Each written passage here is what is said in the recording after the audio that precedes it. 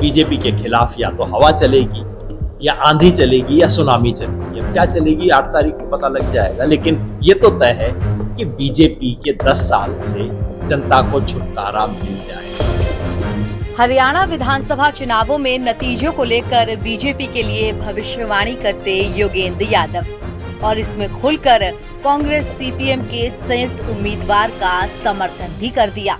आगामी विधानसभा चुनावों को लेकर हरियाणा का रण सज चुका है और बीजेपी कांग्रेस का जीत को लेकर एक दूसरे पर वार पलटवार भी जारी है। ऐसे में योगेंद्र यादव ने चौंकाने वाला आकलन कर दिया। उन्होंने कहा कि बीजेपी के खिलाफ इस बार आंधी और सुनामी चलेगी। भिवानी विधानसभा क्षेत्र में सीपीएम और कांग्रेस के साझा उम्मीदवार कॉमरेड ओम प्रकाश का चुनाव सिर्फ भिवानी शहर का, भिवानी क्षेत्र का चुनाव नहीं है।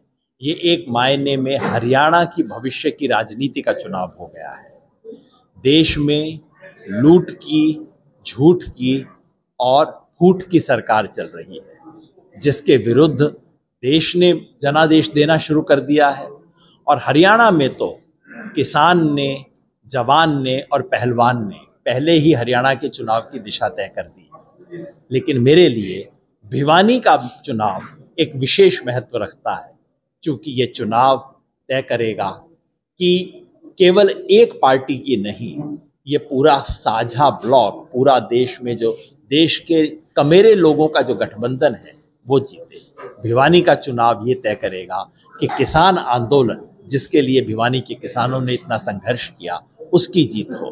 भिवानी का चुनाव ये तय करेगा कि ईमानदार, जमीन पे संघर्ष करने वाले नेता की जीत हो।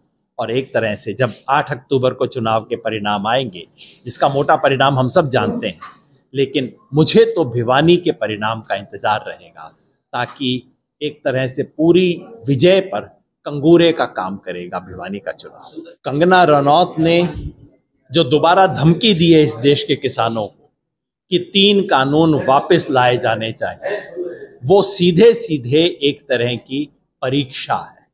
इस देश के किसानों की, किसान आंदोलन की परीक्षा है। उन्हें ललकार है, उन्हें चुनौती है।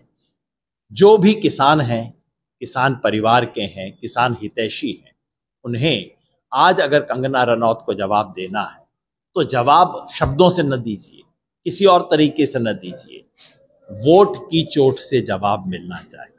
हरियाणा में किसानों का पर दमन करने वाली, किसानों पे लाठियां चलाने वाली, किसानों को दबाने वाली, उनको गालियां सुनाने वाली और उन्हें अब भी धमकाने वाली इस पार्टी को नेस्त नाबूद कर देना, इस पार्टी को पूरी तरह से खत्म कर देना ही इसका जवाब है। देखिए, मैं कोई न सर्वे करता हूं, मैं अपने आप को कोई कहूं कि मैं निष्पक्ष हूं, मैं निष्पक्ष नहीं हूं। इस चुनाव में जनता के पक्ष में खड़े हैं और इस देश में लूट झूठ की जो राजनीति है उसके विरोध में खड़ा हूं।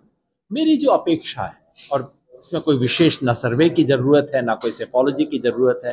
हरियाणा की किसी भी सड़क पे चले जाओ, किसी से भी पूछ लो, हरियाणा में 3 ही चुनाव के परिणाम संभव हैं। बीजेपी के खिलाफ या तो हवा चलेगी या आंधी चलेगी या सुनामी चलेगी। अब क्या चलेगी 8 तारीख को पता लग जाएगा, लेकिन ये तो तय है कि बीजेपी के 10 साल से जनता को छुटकारा मिल जाएगा। बता दें कि योगेंद्र यादव ने यूपी चुनाव की ग्राउंड रिपोर्ट भी पेश की थी। लोकसभा चुनाव के नतीजे सामने आने के बाद यूपी को लेकर योगेंद्र यादव की ये रिपोर्ट कुछ हद तक सही साबित हुई। अब योगेंद्र यादव ने हरियाणा चुनाव को लेकर अपना आकलन जाहिर किया है। एक निजी चैनल में चर्चा के दौरान हरियाणा को लेकर उन्होंने अपनी ग्राउंड रिपोर्ट पेश की और कहा कि हरियाणा के लोग अब बीजेपी से थक चुके हैं। बता दें कि हरियाणा में 5 अक्टूबर को 90 सीटों के लिए वोट डाले जाएंगे, जिनके नतीजे 8 अक्टूबर को आने हैं। मौजूदा विधानसभा का कार्यकाल 3 नवंबर 2024 को खत्म हो रहा है। पिछले 10 साल से हरियाणा में बीजेपी की सरकार है। बीते लोकसभा चुनाव में बीजेपी को 5 सीटों का नुकसान हुआ था, जबकि कांग्रेस 10 साल बाद 5 सीटें जीत पाई थी।